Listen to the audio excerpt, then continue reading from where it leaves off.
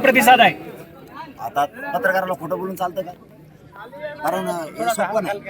मग पश्चिम महाराष्ट्रातला मराठा समाज इतका उसळला आहे की सरकारकडून चाललेला अन्याय नाही सहन करू शकत तेव्हा. आणि पश्चिम महाराष्ट्राचं पूर्ण महाराष्ट्रच कधीच आता कदापि मराठा समाजावर चाललेला अन्याय, मराठा समाजाचं जाणून बुजून चाललेली हेळसांड, मराठा समाजाला जे टोमणे दिले जातात जाणून बुजून संपवण्याचे, मराठा समाजाला जे हिणवलं जातं ते मराठा समाजाला आता सहन व्हायला. आमचं पक्का आरक्षण मिळालेलं असून देत नाहीत, याचा अर्थ आता मराठा समाज आंदोलन करून 100% मराठ्यांच्या मागण्या मान्य करणारे नसता आता हे आंदोलन थांबणार नाही.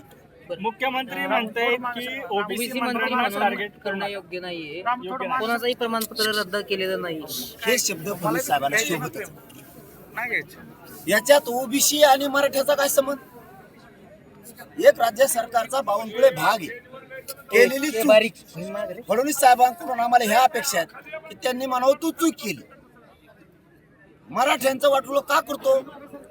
तुला मंत्री केलं म्हणजे तू ओबीसी आणि मराठा करू नको.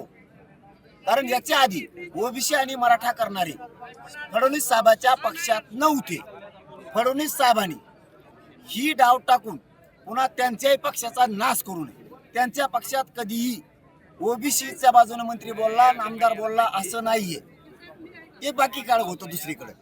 यांच्या ह्याच्यात रूढ पाडून घेऊन त्यांनी मराठी त्यांच्यापासून बाजूला सरकू नये. आणि मी हटत नसतो, मी मुजीत पण नसतो कोणाला. मराठ्यांचं वाटलं केलं तर मी सोडणार नाही. मी केलेली त्यांनी चूक दुरुस्त करून घेणार. नसतं आंदोलन 29 ऑगस्टला खूप मोठं होणार. पण ते म्हणतात की सरकार दबाव खाली चालत नाही आणि नियम बाह्य सुद्धा चालत नाही. हे काय चाललंय मग? प्रमाणपत्र देणं, रद्द करणं, सांगणं, याला नियम बाह्य म्हणत नाही. छत्रपती संभाजीनगरचे प्रमाणपत्र ज्याला जात पडताळणी समितीने आदेश दिलाय की व्हॅलिडिटी देण्यात यावी, याला काय म्हणतात? याला काय म्हणतात?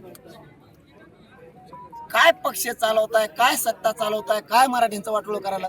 तुम्हाला भोगावं लागणार. तुम्ही मराठीवर अन्याय. गेली 50-60 वर्ष मराठ्यांच्या बद्दल असा कधीच आवाज उठला नव्हता किंवा कोण पुढे आलं नाही, त्याबद्दल काय म्हणायचं? नाही, हे बघा, समाजासाठी इमानदारीनं काम करतो आणि समाजाला वाटतं की आहे ते खरं आहे, मी खोटा आरोप करत नाही कधी. त्यांनी मराठ्यांचे प्रमाणपत्र रद्द केले आणि हे मराठ्यांना सत्य आहे हे मराठ्यांनाच माहीत झालं. मीडिया ट्रायल पण झाली आणि जाणून बुजून रद्द केले गेले. पुढच्याही काळात असं होऊ शकतं. मराठ्यांच्या नोंदी रद्द करणं, मराठ्यांच्या आरक्षणापासून सरकारकडून हे होऊ शकतं. म्हणून मराठा खरबडून जागा झाला. खूप मोठी लाटोसाळी राज्यात, खूप मोठी, आणि सरकारला ती परवडणारी नाही. अजूनही वेळ गेलेली नाही. मी रोज तेच म्हणतोय, तुम्ही शिंदे साहेबांनी आणि फडणवीस साहेबांनी त्यांची चूक सुधरा. तुम्हाला कधीच न बघितलेले दिवस बघावं लागते. मराठ्यांसंदर्भात साताऱ्याचे मंत्री असतील, भोसले घराणे असतील, कुणीही मराठ्यांसंदर्भात बोलत नाहीये.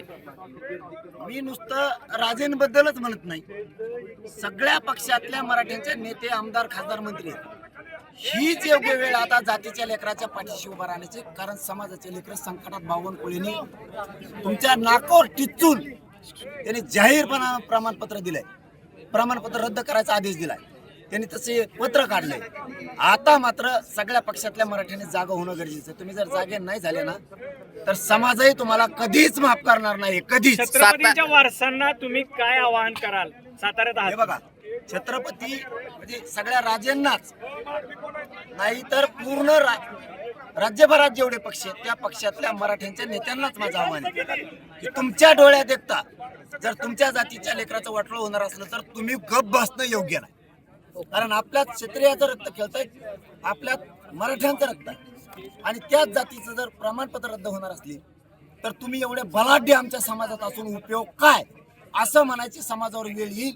आणि ती वेळ येऊ देऊ नका. तुम्ही आता योग्य चान्स आहे तुम्हाला सुद्धा जातीच्या बाजूने उभा राहणं. का?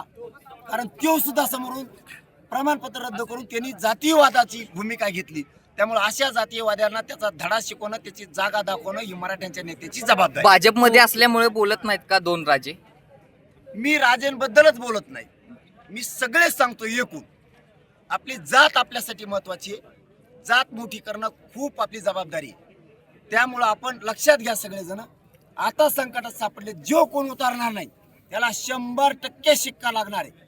जो कोण म्हणतो तुम्हाला, मी जो कोणी असू दे, जो आता मराठ्यांच्या बाजूने उठणार नाही त्याच्यावरती आपला मराठ्यांचा रक्ताचा माणूस नाही म्हणून 100% शिक्का पडणार. ओके, थँक्यू दादा. थँक्यू दादा.